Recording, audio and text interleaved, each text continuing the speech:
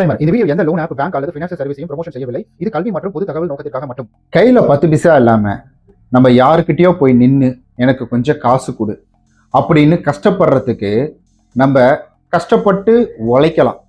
அது எல்லாருக்கும் தெரிஞ்ச விஷயம் தான். அதை ஏன் இங்கே சொல்கிறேன் அப்படின்னு கேட்குறீங்களா? சொல்கிறத முழுசாக கேளுங்க. பேசிவ் இன்கம்னு ஏதாவது கேள்விப்பட்டிருக்கீங்களா?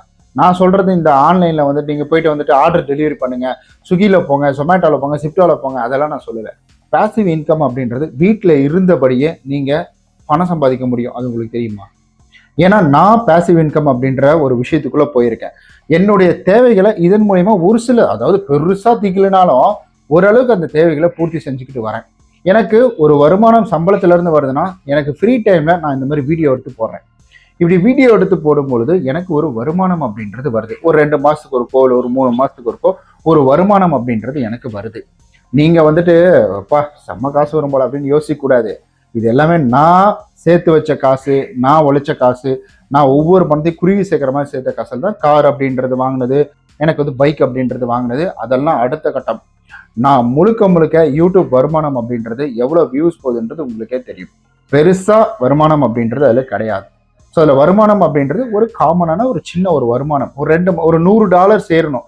ஒரு $50 வருதுன்னா அது 2 மாசமா சேர்த்து $100 மாதிரி அதுக்கப்புறம் தான் நமக்கு பணம் வரும். ஒரு பணம் வரதுக்கு 3 மாசம் கிட்ட ஆகி போயிடும். ஸோ இப்படி தான் பணம் அப்படின்றது வந்துகிட்டு இருக்கு. ஆனால் ஏதாவது ஒரு வகையில் எனக்கு ஒரு பணம் வருது இல்லைங்களா? வெளிநாட்டில இருந்து எனக்கு ஒரு பணம் வருது. அது $1000 ஆகட்டும், $2000 ஆகட்டும், ஏன் 3 மாசத்துக்கு ஒருக்கா ஒரு $9000 வருதுன்னா யார் தருவா சும்மா? நான் என்ன போயிட்டு வேர்வை சிந்தி உழைக்கிறேன்னா எனக்கு தெரிஞ்ச விஷயம், நான் கத்துக்கிட்ட விஷயம், நான் இந்த ஃபீல்டுல ரொம்ப வருஷமா இருக்கிறேன். அந்த விஷயத்த ஒருத்தருக்கு சொல்லி தரதுல எனக்கு என்னங்க கஷ்டம்? எனக்கு இந்த விஷயத்த பத்தி தெரியும். எனக்கு லாஸே கிடையாது. நான் இப்ப இங்க பாருங்க, என்ன வேர்க்குது அவ்வளவுதான். வெளியில உட்காந்து வீடியோ போட்டுட்டு இருக்கேன், தொண்டை தண்ணி போக கத்துறேன், அவ்வளவுதான். பட் நிறைய வியூஸ் போச்சுன்னா சந்தோஷமா இருக்கும். நம்ம சொல்ற விஷயம் நிறைய பேருக்கு போய் சேருதுன்னு. இருந்தாலும் ஒருத்தரை பார்த்தாலும் நான் வீடியோ போடுவேன். நான் அன்னைக்கு ஒரு சப்ஸ்கிரைபர் இல்லாம சேனல் ஆரம்பிக்கும் போது இந்த ஒரு முடிவுக்குள்ள தான் வந்தேன். இப்பயும் அதே முடிவுல தான் இருக்கேன். ஒரு சப்ஸ்கிரைபர் மட்டும் வீடியோ பார்த்துக்கிட்டே இருக்கார் ரெகுலரானா, அவருக்காகவே நான் வீடியோ போடுவேன். ஸோ இப்போ நமக்கு ஏதாவது ஒரு வகையில ஒரு பணம் வருது இல்லைங்களா? அதுதான் முக்கியம். நம்ம எதுவுமே பண்ணாம நம்ம இதெல்லாம் பெரிய வேலை, இதெல்லாம் பெரிய பெரிய ஆளுங்க பண்றது அப்படின்னு நினைச்சிட்டு இருந்தா கிடையாது. எதுவா இருந்தாலும் முயற்சி பண்ணணும். நம்ம கையில காசு இல்லாம ஒருத்தங்கிட்ட போயிட்டு கெஞ்சிக்கிட்டு நிக்கிறது எவ்வளவு பெரிய கஷ்டம். அதுக்கு வேர்வை சிந்தி உழைக்கிறது, கஷ்டப்பட்டு உழைக்கிறது, அது ஈஸி தாங்க. என்னை பொறுத்த வரைக்கும் அவன் நாளைக்கு வாம்மா, போன் அடிச்சா எடுக்க மாட்டான். இதுக்கு முன்னாடி நம்ம மேல நல்ல மரியாதை வச்சிருப்பான். அதுக்கப்புறம் இப்போ நம்ம ஃபோன் பண்ணி கேட்டா ஒரு மாதிரி பேசுவான். இதெல்லாம் சகிச்சுக்கிட்டு தான் நம்ம இருக்கிறோம். அதையே நம்ம பரவாயில்ல, நம்ம எவங்கிட்டையும் போய் கையேந்து நிக்க கூடாது, கஷ்டப்பட்டாவது நம்ம சம்பாதிக்கணும் அப்படின்ற ஒரு எண்ணம் நமக்குள்ள வந்திருக்கா? வரணும்ன்ற கண்டிப்பா அந்த எண்ணம் உங்களுக்குள்ள வரணும். அதுக்காக தான் இந்த பேசிவ் இன்கம் அப்படின்றத உங்களுக்காக கொண்டு வந்திருக்கிறேன். அதாவது நான் இதுக்குள்ள ஆக்சிடென்ட்லி தான் இதுல வந்தேன். ஸோ பணம் சம்பாதிக்கணும் அப்படின்றதுக்காக வரல. அதுல ஏதோ ஒன்று 2 வந்துட்டு இருக்குது. அதை வச்சுட்டு ஏதோ சமாளிச்சுக்கிட்டு இருக்கேன்னா வச்சுக்கோங்களேன். ஏன்னா எனக்கு வேலை ட்ராப் ஆயிடுச்சு. வேலையில கொஞ்சம் பிரச்சனைன்றதான் எனக்கு அப்படியே ட்ராப் ஆயிடுச்சு. இதெல்லாம் இங்க சொல்லக்கூடாது.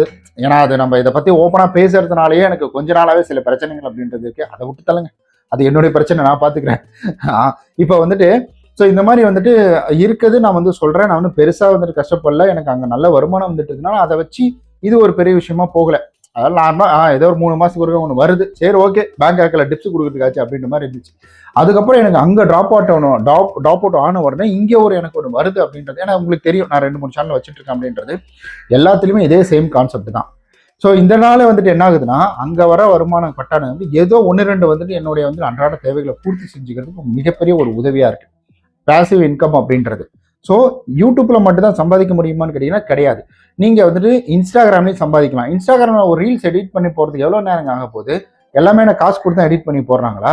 ஸோ சின்னதாக ஒரு ஆப் ஒன்று வாங்குறாங்க. ஆப் ஒன்று பார்த்துட்டு ஒரு $400-500 ஒரு மாசத்துக்கு வருது. அந்த ஆப்பை இன்ஸ்டால் பண்ணிக்கிறாங்க. அதில் வீடியோ எடுத்து எடிட் பண்ணி போடுறாங்க. அதை மக்கள் பார்க்குறாங்க. அவங்களுக்கு பிரயோஜனமா இருக்குன்னா சூப்பர் தேங்க்ஸ்லாம் கொடுப்பாங்க.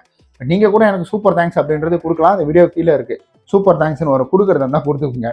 எனக்கு கொஞ்சம் உதவியா இருக்கும். இப்பெல்லாம் நிறைய கமிட்மெண்ட்ஸ், லாட்ஸ் ஆஃப் கமிட்மெண்ட் அப்படின்ற மாதிரி வருமானம் குறைஞ்சதுனால தான் இந்த கமிட்மெண்ட் எல்லாம் எனக்கு தெரிய வருது. ஓ வருமானம் கம்மியாச்சு, ஓ இந்த காசு அந்த காசு அங்க, ஓகே ஒரு $1000 இருந்தா கரெக்டா இருக்கு, ஒரு 500 அந்த மாதிரி யோசிக்கிறது நிலைமைக்கு வந்துட்டேன். ஆனா என்ன நிலைமைக்கு வந்தாலும் ஒருத்தங்கிட்ட போய் கையேந்த மாட்டேன். நீ காசு கொடு, எனக்கு செலவு காசு கொடு அப்படின்ட்டு போக மாட்டேன். ஒருத்தர்கிட்ட போயிட்டு நான் நிற்கவே மாட்டேன். நான் முத கடவுள்கிட்ட வேண்டது என்னன்னா, எனக்கு கல்யாணம் ஆகிறதுக்கு முன்னாடி நான் எனக்காகன்னு நிறைய பேர்கிட்ட நின்றுட்டேன் அந்த சூழ்நிலையில, எனக்கு காசு கொடுங்க தேவை இருக்கு அப்படின்னு. என்னுடைய மனைவிக்காகவும் என்னுடைய குழந்தைங்களுக்காகவும் நான் போய் நின்றவே கூடாதுன்னு தான் வேண்டேன். அந்த ஒரு அசிங்க அவமானத்தை மட்டும் எனக்கு கொடுத்துடாதீங்க. எனக்கு கோடி கோடியா பணம் இல்லைனாலும், லட்ச லட்சமா பணம் இல்லைனாலும், இல்லை வந்து 10,000 20,000 ஒரு 90 லட்சம் இந்த மாதிரி இல்லைனாலும், எனக்கு என்னுடைய தேவையை பூர்த்தி செஞ்சுக்கிற மாதிரி ஒரு வழியை கொடுங்கன்னு இப்போ வரைக்கும் சோத்துக்கு எந்த குறவும் இல்லைங்க. ஆனால் ஒன்ஸ் அப்பான டைம் சாப்பாட்டுக்கு ரொம்ப கஷ்டப்பட்டுருக்கிறேன். வர காஃபிலாம் குடிச்சு நான் அந்த நாளை போக்கியிருக்கோம். ஆஃப்டர் மேரேஜ் அப்படின்னு யார்ட்டையும் போய் கேட்டக்கூடாது, வாசல்லையும் போய் நின்றக்கூடாதுன்னு சொல்லிட்டு வெறும் வர காஃபி மட்டுமே குடிச்சு வந்துட்டு அந்த நாளெல்லாம் நாங்கள் ஓட்டியிருக்கிறோம். என்னுடைய லைஃப் ஸ்டைலில் சொல்கிறேன், நான் ஃபர்ஸ்ட் நான் வீடியோ அப்படின்றது போடுறேன். ஸோ எத்தனை பேர் என்னுடைய லைஃப் ஸ்டைலை கேட்கணும்னு ஆசைப்படுறீங்களோ கீழே வந்துட்டு டெல் மீ யுவர் ஸ்டோரின்னு போடுங்க, இல்லை நான் ஆசைப்படுறேன்னு போடுங்க. ஏதாவது ஒன்று தம்ஸ்அப்பாவது போட்டு போங்க, ஹார்ட்டினாவது கொடுத்துட்டு போங்க. நான் கண்டிப்பாக அந்த வீடியோ பண்ணுறேன் ஒரு சீக்கிரம். ஏன்னா போர் அடிக்கிற கண்டென்ட் பண்ணிடக்கூடாது இல்லைங்களா, அதுக்காக தான். ஓகே, எனிவே, ஸோ இந்த மாதிரி வந்துட்டு இன்ஸ்டாகிராம் மூலியமா சம்பாதிக்கலாம். இப்போ வந்துட்டு எனக்கு தெரிஞ்ச ஒரு அக்கா ஒருத்தவங்க இருக்கிறாங்க, அவங்க டைலரிங் ஒர்க் பண்ணிட்டு இருக்காங்க. அவங்கள எனக்கு தெரியாது, எனக்கு தெரிஞ்சவங்கன்னா எனக்கு அதுக்கப்புறம் தான் தெரிஞ்சவங்க. எங்கள் வீட்டுக்கு பக்கத்தில் தான் இருந்திருக்கிறாங்க. நான் எதிர்ச்சியா ரீல்ஸ், அதாவது இன்ஸ்டாகிராம் போயிட்டு இருக்கும்போது அதில் வீடியோ போட்டாங்க, தையல் பண்றது அப்படின்றது போட்டாங்க. எங்க ஒய்ஃப் வந்து ஊரெல்லாம் தேடிட்டு இருக்காங்க, தீபாவளி அன்னைக்கு ஒரு ட்ரெஸ் தைக்கணும்னு தேடிக்கிட்டு இருக்காங்க. அப்ப என்னாச்சு பாத்தீங்கன்னா, நாங்க ரீல்ஸ் பார்த்துட்டு இருக்கும்போது, ஏன்னா பேசினாதான் ஒட்டு கேட்டுருமே, அது ரீல்ஸ் வந்துச்சு. அந்த ரீல்ஸை பார்க்கும் பொழுது திடீர்னு பாத்தீங்கன்னா பக்கத்து வீட்டுக்காரங்க மாதிரியே இருக்குது, என்ன இவங்க ஏதோ போட்டிருக்காங்க அப்படின்னு பார்த்தா அவங்க ட்ரெஸ் எல்லாம் தச்சுட்டு லேடிஸ்க்காக ட்ரெஸ் தச்சு அதை ஒரு வீடியோவா போட்டிருக்காங்க. அப்புறமேட்டுக்கு அடப்பாவி, நம்ம ஊரையே சுத்தி வந்துட்டோம், நம்ம வீட்டுக்கு பக்கத்துலயே ஒருத்தவங்க இருக்கிறாங்க அப்படின்னு கதவை தட்டி நீங்களா அதுன்னு கேட்டு ஆமாட்டாங்க. அப்புறமேட்டுக்கு இல்லைங்க ஒய்ஃப் இந்த மாதிரி கேட்டாங்கன்னா, அப்புறம் அவங்க வந்த உடனே அவங்க பேசிட்டு அவங்க போய் துணி தைக்க ஆரம்பிச்சிட்டாங்க. பாருங்க, பக்கத்து வீட்டுல இருக்கிறவங்களே யாருன்னு நமக்கு தெரியல, ஆனா இந்த சோசியல் மீடியா அப்படின்றது கொண்டு போய் சேர்க்குது. அப்போ நமக்கு வந்துட்டு நிறைய மக்கள் நம்மளைய பார்க்கணும்னா, நிறைய கஸ்டமர்ஸ் நமக்கு வரணும்னா, நம்ம ஏதாவது ஒரு மூலையில, பூமாம்பட்டி கேள்விப்பட்டீங்களா, பூமாம்பட்டி வாங்க ஏங்க அப்படின்னு பேசிட்டு இருந்த ஒரு ஆள், இப்ப ஆள் பாத்தீங்கன்னா வந்துட்டு இங்க தாடிலாம் வச்சுக்கிட்டு ஆள் பார்க்கவே பெரிய ஆள் மாதிரி, எதுவும் பரம்பரையா வந்துட்டு அவங்க படம் நடிக்கிற மாதிரிலாம் ஃபீல் பண்ணி ஒரு படம் நடிச்சிட்டு இருக்கிறார், நாடகம் நடிச்சிட்டு இருக்கிறார். எங்க மூலையில இருந்தாலும் சரி, எந்த மூலையில, எந்த ஒரு ரூரல் ஏரியாவில், எந்த ஒரு பட்டிக்காட்டுல எங்க இருந்தாலும் சரி, நீங்க வெளியில வரணும்னு நினைச்சாதான் வெளியில வர முடியும். அப்போ உங்களை பத்தி ஏதாவது ஒரு விஷயம் இருக்குன்னா வீடியோ போடுங்க, அதாவது இன்ஸ்டாவில் போடுங்க. இந்த மாதிரி நாங்கள் பாருங்க துணி தைக்கிறோம், நீங்க எடிட்டு சும்மா அப்படியே ஃபயர் வர்றது அதெல்லாம் தேவையில்ல. சும்மா இப்படி வச்சு இங்க பாருங்க, நாங்கள் இந்த மாதிரி வந்துட்டு இந்த துணி தைக்கிறோம், துணி நல்லா இருக்கு பாருங்க, யாராவது ஒருத்தர் எடுக்க சொல்லிட்டு இப்படி காட்டுங்க, இங்க பாருங்க இந்த துணி எப்படி இருக்கு, நல்லா இருக்கா, சூப்பரா இருக்கு. ஏன்னா நான் ஒரு டிஷர்ட் கூட வச்சிருந்தேன், நான் அதை எங்க தூக்கி போட்டேன்னு தெரியல. இந்த மாதிரி நல்லா இருக்கா, இந்த துணி வேணா நீங்க சொல்லுங்க, நாங்க இந்த மாதிரி கரெக்டா வந்து தச்சு தரோம், கம்மியான ரேட்டுக்கு தச்சு தரோம் அப்படின்ற ஆட் மாதிரி நீங்க கொடுக்கலாம். நீங்க ஏதாவது ஒன்னா எனக்கு வந்துட்டு கான்டாக்ட் பண்ணுங்க, இல்லை வந்து அட்ரஸ் இருக்கு வாங்க அப்படின்ற மாதிரி சொல்லலாம். இதுல வந்துட்டு நிறைய பிளஸ் இருக்கு, கொஞ்சமா மைனஸ் இருக்கு. ஸோ அதெல்லாம் இக்னோர் பண்ணிட்டு நீங்க பிளஸை மட்டும் எடுத்துக்கோங்க. ஸோ இந்த மாதிரி பண்ணும்பொழுது கண்டிப்பா உங்களை தேடி 4 பேர் வருவாங்க. நீங்க துணி தைக்கிறது மட்டும் கிடையாது, நீங்க என்ன வேலை செய்றீங்க, பிளம்பிங் வேலை செய்றீங்களா, அதை பத்தி வீடியோ போடுங்க. ஏங்க ஏசி ரிப்பேர் பண்றதெல்லாம் வீடியோ போடுறாங்க இன்ஸ்டாவில், நம்ம வந்துட்டு நம்மளோட யூடியூப்லாம் வீடியோ போடுறாங்க, அதெல்லாம் போட்டு காசு சம்பாதிக்கிறாங்க. அதெல்லாம் ஃபோன் பண்ணி கேட்குறாங்க. நான் கொஞ்ச நாளுக்கு முன்னாடி என்னோட ஏசியை ரிப்பேர் பண்ணதை வீடியோ போட்டேன், அதை பார்த்துட்டு நிறைய பேர் எனக்கு மெசேஜ் வேற சேனல்ல போட்டேன், நிறைய பேர் மெசேஜ் பண்ணி இது போல வந்துட்டு எனக்கு அந்த பர்சனை சொல்லுங்க, நானும் இந்த ஏரியாவில் தான் இருக்கேன் அப்படின்ற மாதிரி நிறைய பேர் வந்து கேட்டுக்கிட்டே இருக்கிறாங்க. ஸோ இந்த மாதிரி நம்ம பணம் சம்பாதிக்கிறதுக்கு நிறைய வழிகள் இருக்கு. அதை விட்டுட்டு நான் போய் காப்பி பேஸ்ட் பண்றேன், நான் போய் வந்துட்டு ஸ்கிப் பண்றேன், வீடியோ ஸ்கிப் பண்றேன், இல்லை வீடியோ ரொம்ப நேரம் பார்த்தா எனக்கு காசு, இதெல்லாம் சத்தியமே கிடையாது, நம்பாதீங்க.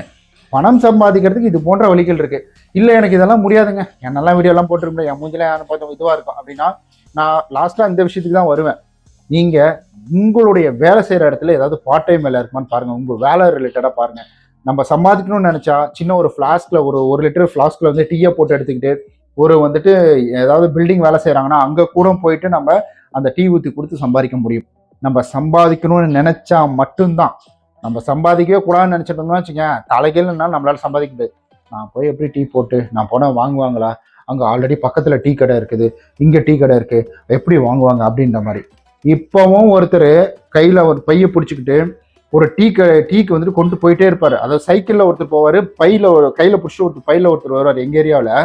இன்னைக்கு அவர்கிட்ட டீ வாங்கி குடிக்கிறாங்க. நான் கேட்கும் பொழுதெல்லாம் வந்துட்டு அவர்கிட்ட டீ இல்லை, சார் திரும்பி கிடையாச்சு இதுதான் சொல்லுவார்.